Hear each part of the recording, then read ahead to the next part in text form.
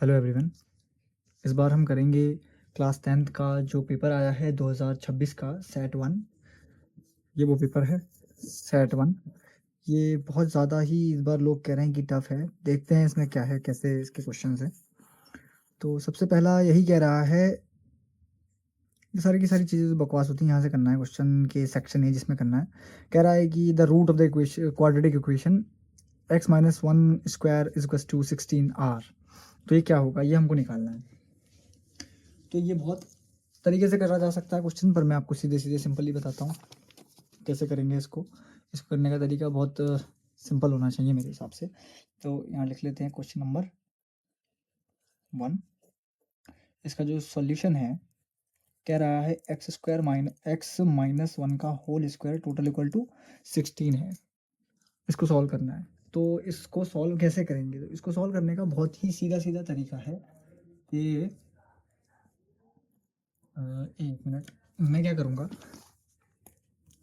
कि अब इस एक्स स्क्वायर माइनस वन का ये जो स्क्वायर है, ये एक्स माइनस वन का होल स्क्वायर, उसे 16 के ऊपर फेंक दूंगा, जो क्या जाएगा x minus one total equal to under root 16। और हमको पता है कि ये होगा प्लस माइनस का, बिकॉज हाफ पावर रहती है तो आधा पॉजिटिव आधा नेगेटिव, इस वजह से। Then x total equal to हो जाएगा प्लस माइनस 4, और ये नेगेटिव इधर जाके प्लस हो जाएगा। तो एक बार एक्स की वैल्यू क्या आ जाएगी, एक बार आएगी +4 +1, और एक बार एक्स की वैल्यू आ जाएगी -4 -1, सॉरी -4 एंड +1। तो एक्स की वैल्यू कितनी आ गई, ये आ गई 5, और यहाँ से एक्स की वैल्यू होगी प्लस माइनस माइनस का 3। तो वहाँ पर ये आंसर आ गया। ठीक है, ये कौन सा आंसर है? ये है आपका 5, -3 आ रहा है, आंसर सी। ठीक है, ऐसे हम दूसरा क्वेश्चन देख लेते हैं कि क्या कह रहा है। दूसरा जो आंसर क्वेश्चन है वो ये कह रहा है, in the given figure P Q and P R the tangent of the circle with the center O and the radius of 3 centimeter. If the angle QPR 60 degree, then the length of the each tangent is। मैं आपको बताता हूँ क्या क्या कहना चाह रहा है। यहाँ पे हम दूसरा क्वेश्चन लिख लेते हैं। अब हमें क्या करना है, सिंपली मैं इसको ड्रॉ करता हूँ। ये हमारे पास एक सर्कल दे रखा है, ठीक है। ये हमारा रेडियस आ गई, और ये भी रेडियस ही है। क्या हो रहा है कि ये ऐसे और ये ऐसे जा रहा है, यहाँ पर मिल रहा है, ये एंगल बना रहा है 60 का। ठीक है, ये O है, ये हमारा Q है, ये हमारा R है, ये हमारा P है। तो हमसे पूछ रहा है ये वाली लेंथ, ये पूछ रहा है OP QP, सॉरी क्या होगा, और हमारा OR पूछ रहा है। दोनों एक ही होंगे वैसे तो फिलहाल, यहाँ से यहाँ तक की डिस्टेंस। अब मैं इतना जानता हूँ, अगर मैं इसको सॉल्व करता हूँ, मेरे को एक चीज़ गिवन है कि ये एंगल 60 है, मेरा इसी से हो जाएगा, ज़्यादा कुछ करना नहीं है। ये देखिए, ये भी 90 होगा, ये भी 90 होगा। हम थ्योरम से जानते हैं कि कोई भी लाइन जो कि इसको टच करके जाएगी सर्कल को, वो क्या करेगी, उसकी रेडियस पे 90 डिग्री का एंगल बनाती है। ठीक है, इतना मैं जानता हूँ। और अगर मैं इसको हाफ कर दूँ तो ये कुछ इस तरीके का हो जाएगा। ये हो जाएगा, यहाँ पर तो आ गया मेरा कितना, हाफ हो गया 30 डिग्री। पहले 60 था, आधा काटा तो 30 हो गया। ये आ गया मेरा क्यू, ये आ गया मेरा पी, और ये आ गया मेरा ओ। तो अब मुझसे पूछ रहा है, ये वाली डिस्टेंस नहीं पूछ रहा, डायरेक्ट ये वाली पूछ रहा है। और ये जो ओ क्यू है ना, ओ क्यू मेरे को दे रखा है 3 सेंटीमीटर, जो कि मेरी रेडियस है। ये क्या है, रेडियस है। तो ये 3 सेंटीमीटर है। अब मैं क्या लगाऊंगा यहाँ पर, सीधे सीधे अगर मैं अपना क्या लगाऊं, यहाँ पर मेरे को क्या चाहिए, लंबट्टा। ये देखिए, आपको पहले पता होना चाहिए, ये तो बेस है, और इसके एंगल के सामने वाला होता है परपेंडिकुलर, और ये हो गया हाइपो। तो मेरे को हाइपो निकालना है। तो हाइपोटेनियस कैसे निकलेगा, मैं अगर मेरे पास एक लंब है और एक कर्ण है, यानी एक मेरे पास परपेंडिकुलर और हाइपोटेनियस है, तो साइन, अगर मैं साइन 30 की वैल्यू लगाता हूँ, जो कि मेरे पास क्या होता है, ये होता है परपेंडिकुलर अपॉन हाइपोटेनियस। ठीक है, ये होता है। तो साइन 30 की वैल्यू कितनी होती है, इट्स 1/2, जो कि परपेंडिकुलर कितना है मेरा, ये है मेरा 3, अपॉन में हाइपोटेनियस क्या है, QP। तो यहाँ से QP की वैल्यू कितनी आ गई, ये आ गई 6 सेंटीमीटर। तो यही इसका आंसर है, देखिए 6 सेंटीमीटर लगा रखा है। अब है क्वेश्चन नंबर 3, मैं यही कर देता हूँ, ज़्यादा फालतू पर बात करते नहीं है। तो ये कह रहा है कि फिर से कह रहा है, इन ट्राइंगल DEF जहाँ पर ए बी पैरेलल है ई एफ के, the value of x is, ये पूरा मेरे को दे रखा है, मैं इसको बना लेता हूँ। कैसे बनाते हैं इसको देखते हैं।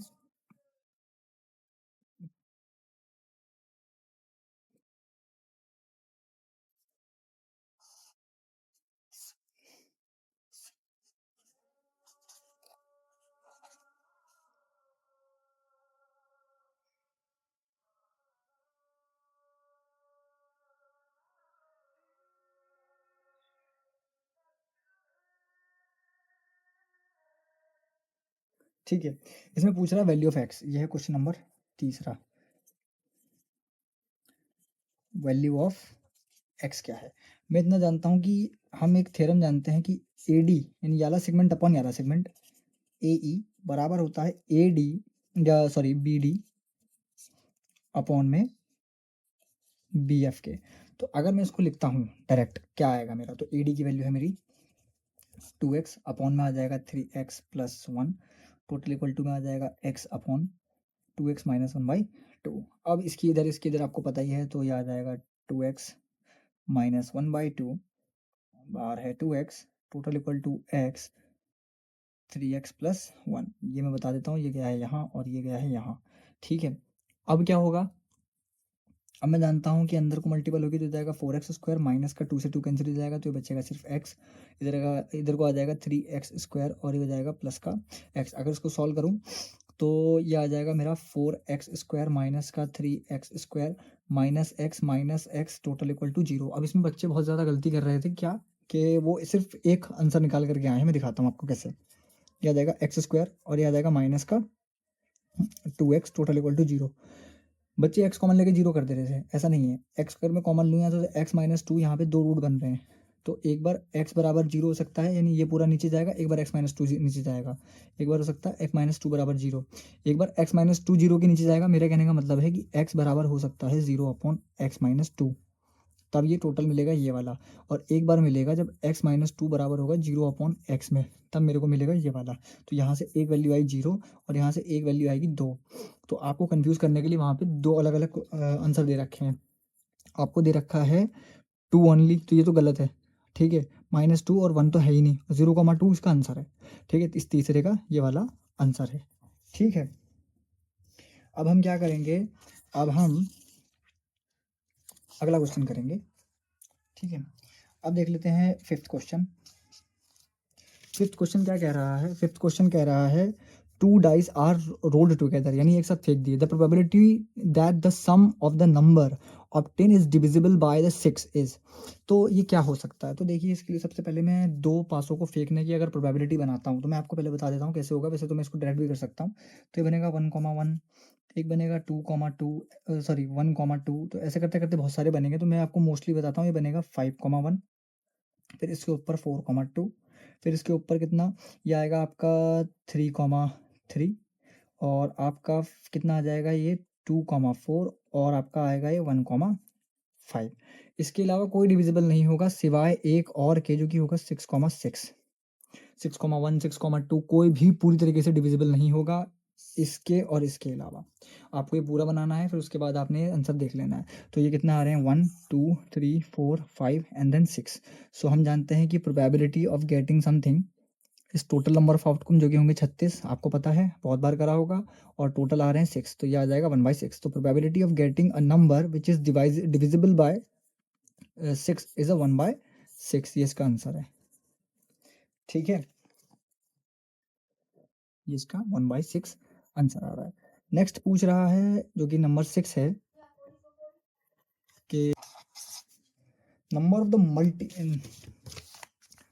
The multiplies of 4 lying between 12 and 250 is. मतलब कहने का मतलब क्या है कि हमको 4 के गुणा यानी मल्टीपल ढूंढ रहे हैं जो कि 12 और 250 के बीच में हो, तो वो कितने होंगे? तो मैं जानता हूँ सॉल्यूशन अगर लिखूँ तो सबसे पहला जो डिविजिबल जाएगा वो 12 से ही जाएगा, और फिर अगला होगा मेरा 16 का डॉट डॉट डॉट डॉट करते हुए मुझको ये देखना है कि 250 से पहला वाला कौन सा जाएगा, वो होगा 248, कंप्लीटली डिविजिबल है इससे। ठीक है, आप चाहें तो चेक कर लें इसको, क्या ये जा रहा है 248, जो कि पूरा डिविजिबल है वह किसका, मतलब मल्टीपल हो यानी डिविजिबल हो इससे 4 से। तो कितना हो जाएगा 4 4 4 5 20, 4 5 20, 4 छंगा 24, तो ये गया तो 8, 4 दूनी, तो ये पूरी तरीके से जा रहा है, यानी इससे अगर इतनी टाइम्स में अगर मैं मल्टीपल करता हूँ 62 टाइम्स में तो मेरे को ये मिलता है, पर 250 नहीं मिलेगा। तो मेरे को क्या करना है, n निकालना है, नंबर ऑफ टर्म्स निकालने कितने होंगे टोटल। तो मेरे पास ए एन जानता हूँ मैं कितना है 248, मैं ए जानता हूँ कि कितना है 12, मैं डी जानता हूँ कितना है 4, क्योंकि सारे मल्टीपल हैं। So a n is to, मैं जानता हूँ a plus n minus one into d, बहुत अच्छे से हम जानते हैं। सो ए एन है 248 इज टू ए कितना है 12 प्लस में एन माइनस वन और डी कितना आ गया 4। तो अगर मैं इस पूरी लाइन को सॉल्व कर दूं तो ये इसमें जाएगा, तब मेरा जो एन आएगा, मैं टोटल बताता हूँ। देखो मैं इसको सॉल्व करके लिखता हूँ 248 माइनस 12 डिवाइडेड बाई 4, और ये माइनस वन को इधर फेंक दिया प्लस वन, क्योंकि मैं पेज इसी में निपटा देता हूँ तो ज़्यादा फालतू करूँगा नहीं। 248 माइनस दिस, तो ये आ जाएगा आपका करीब करीब 8 में से 2 जाएगा तो बचेगा 6, और ये जाएगा 3 और बचेगा 2, और फिर इसको पूरे को डिवाइड करना है इससे, तो 4 पंजे 20 और 4 नम 36, तो 59 प्लस 1 जो कि आ रहा है 60, तो आंसर आ गया इसका 60। ये देखिए, तो ये टोटल दे रहा है नंबर ऑफ वो कितना, देखो ये तो होगा ही नहीं कभी भी, क्योंकि 59.5 समथिंग कुछ नहीं होता है, टर्म्स होता ही नहीं है। तो सबसे पहली बात तो ये तो ऑप्शन है नहीं, तो बी डी और इसमें से होगा, तो हमारा आंसर आ रहा है सी, इसका था सी। अब हमको देखना है 7th क्वेश्चन। तो 7th क्वेश्चन क्या कह रहा है, देखते हैं। 7th क्वेश्चन कह रहा है a cone of a maximum size is covered out from the solid cube of the length L, the volume of the cone is. देखिए बहुत ही सिंपल है, क्या कहना चाह रहा है, हमारे पास एक क्यूब है, ठीक है, ये हम डाल देते हैं, क्वेश्चन नंबर 7 है, ये आ गया, ये और ये आ गया। अब मैं जानता हूँ कि इसकी जो लेंथ है वो है, मैंने अगर कंसिडर करी है एल, ये भी मैंने कंसिडर करी है एल, और ये जो इसकी विड्थ है ये भी मैंने एल कंसिडर कर ली। तो अब इसमें क्या हो रहा है कि एक कोन आया, कोन, तो ये कोन जो है वो ऐसे है कुछ, तो इस कोन का जो मेरे को पूछ रहा है वॉल्यूम कितना होगा, तो मैं जानता हूँ कि ये जो चीज़ है वो रेडियस है, और ये कितना होगा, ये होगा L/2, और ये टोटल होगी मेरी L। सो मैं बहुत अच्छे से जानता हूँ कि L ही मेरा H है ना। सो मेरा जो वॉल्यूम वॉल्यूम ऑफ कोन है वो कितना होता है, वो होता है 1/3 पाई आर स्क्वायर एच। मैं यहाँ जानता हूँ कि मेरी एच एल जो है वो है, वो जो आर है वो है L/2, और जो एच है वो बराबर है एल के। सो यहाँ पे जो वॉल्यूम आएगा, वॉल्यूम वो आएगा मेरा 1/3 pi into L square multiplied by L/2 का whole square, yes, and then L. So ये कितना आ जाएगा, it's a 1/3 pi L cube upon में 4। सो जिसको मैं लिख सकता हूँ 3 चक्को 12, so pi L cube upon 12। क्या इसमें का ऑप्शन है, तो ये देखिए पहला ऑप्शन है इसका, तो ये 7वां भी हो जाता है, इसमें हो जाता है। अब 8वां मेरे हिसाब से तो गलत है, मैं बताता हूँ कैसे। 8वां मेरे हिसाब से गलत है, ठीक है। 8वां क्वेश्चन, 8वें में क्या कह रहा है, equation of the another line parallel to the represented by a 2x minus 6y is to 7। पहले बात तो इनमें से कोई सा भी एक भी इसके पैरेलल नहीं है,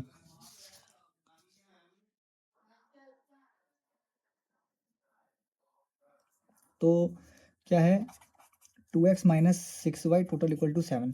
अब देखो हम जानते हैं कि पैरेलल होने का मतलब ये है कि इसके ही लाइन को दोबारा किसी नंबर से मल्टीपल कर देना, तो कितना होगा देखो 4x माइनस का 12y टोटल इक्वल टू 14, या तो ये हो सकता है, पर ये भी ऑप्शन में नहीं है। तो मैं क्या कर सकता हूँ, इसको डिवाइड कर दूंगा पूरी इक्वेशन को, तो x माइनस का 3y टोटल इक्वल टू 7/2, ये एक इक्वेशन हो सकती है, पर इसमें की कोई इक्वेशन इसमें नहीं है, इसमें 2 नहीं है और इसमें नेगेटिव है, उल्टा उल्टा सिस्टम है। तो ये क्वेश्चन जहाँ तक है मेरे हिसाब से बोनस में जाएगा, क्योंकि इसमें कोई भी आंसर इसका मैच नहीं करता। देखो ऊपर वाला ए और बी हो नहीं सकता, सी और डी में से कोई एक ऑप्शन होगा, पर वो भी गलत है, बिकॉज इसमें यहाँ पे डिविजिबल में 2 नहीं है, और यहाँ पे नेगेटिव की गलती है। सही आंसर अगर इसका होता तो वो ये होता, ठीक है। चलो फिर अब नवा देख लेते हैं।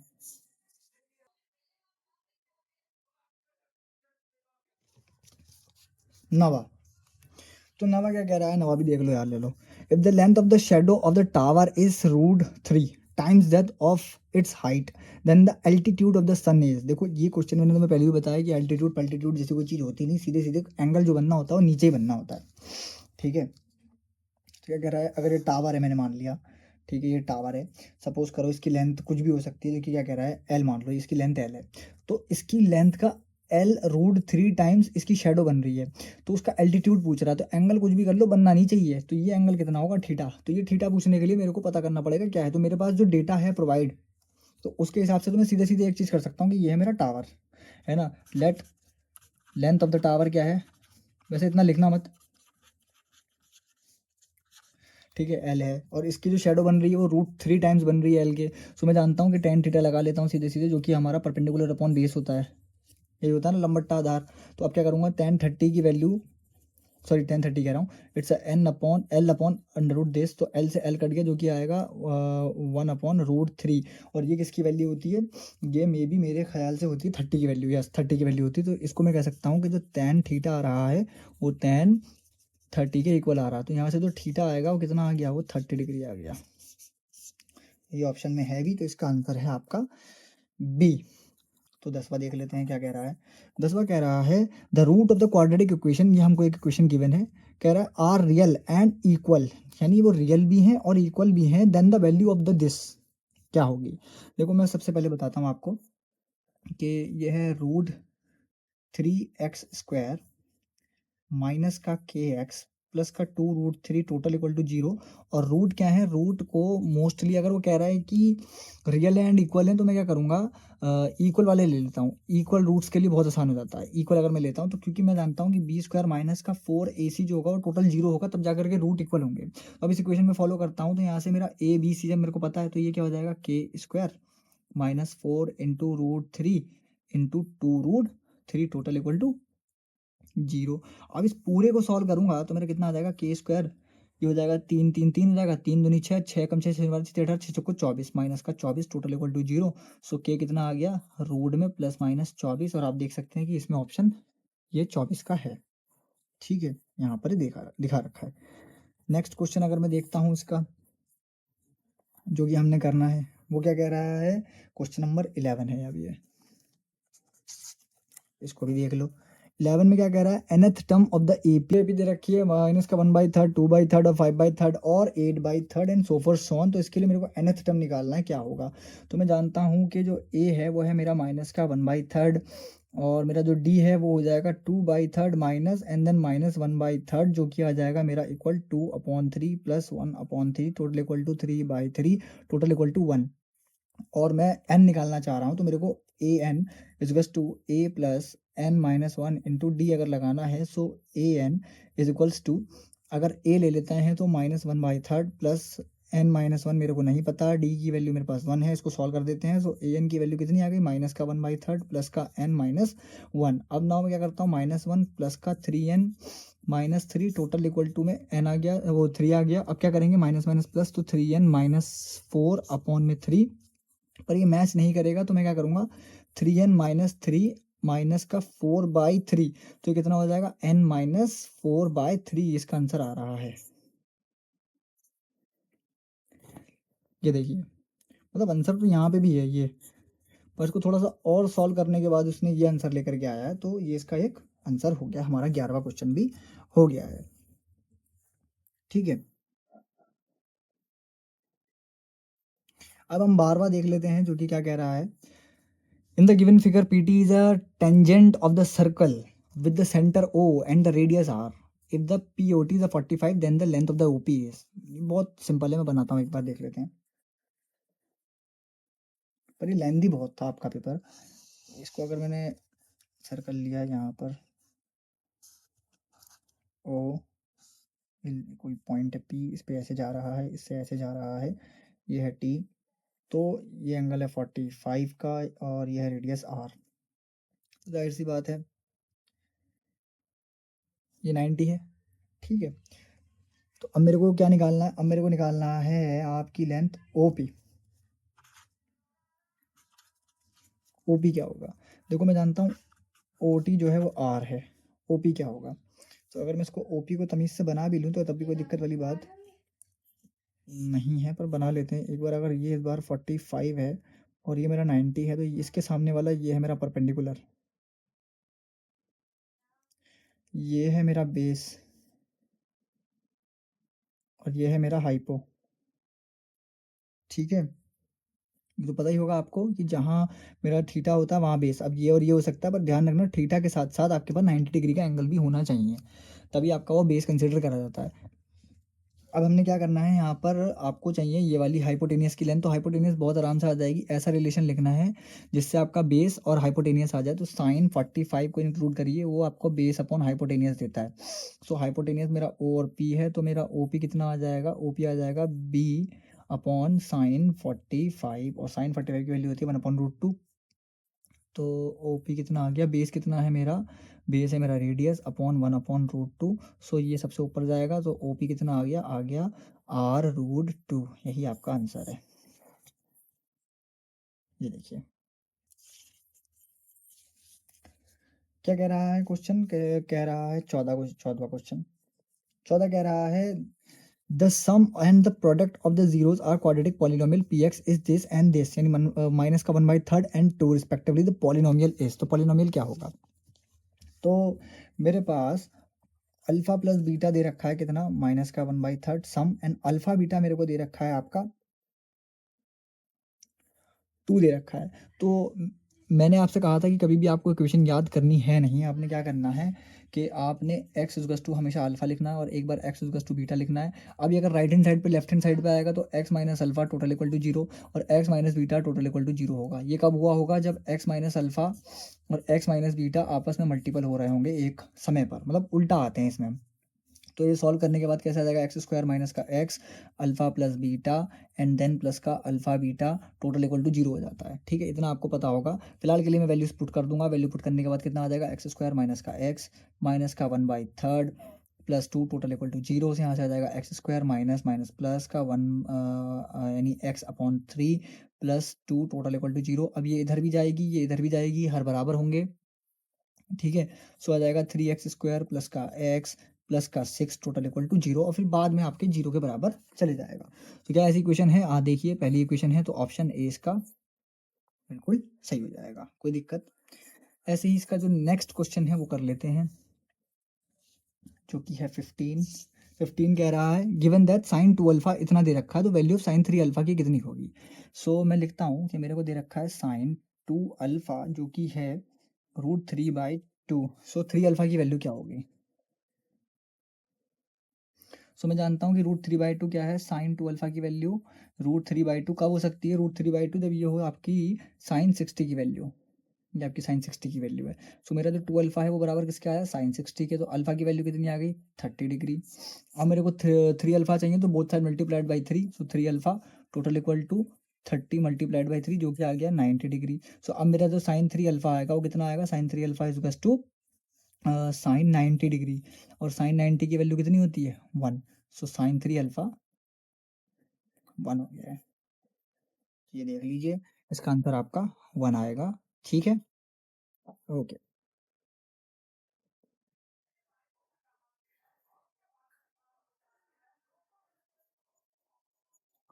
अब एक क्वेश्चन है आपका 18वां, जो कि कह रहा है द वैल्यू ऑफ